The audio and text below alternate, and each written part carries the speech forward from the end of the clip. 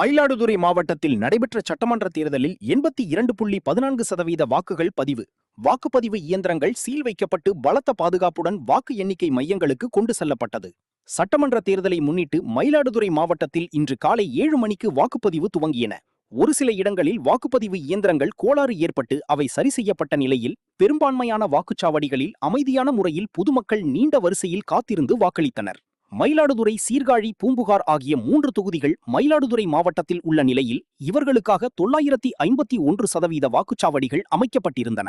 7,35,135 வாக்காளர்கள் வாக்களிக்க தகுதியானவர்கள் என்ற நிலையில் இந்த முறை நகரங்கள், கிராமப்புறங்கள் ஆகியவற்றிலும் பொதுமக்கள் நீண்ட வரிசையில் காத்திருந்து வாக்களித்தனர். மாலை 6 மணி நிலவரப்படி மயிலாடுதுறையில் 79.67%, சீர்காழியில் 82.44%, பூம்புகாரில் 84.09% வாக்குகள் பதிவாகின. மயிலாடுதுறை மாவட்டத்தில் மொத்தம்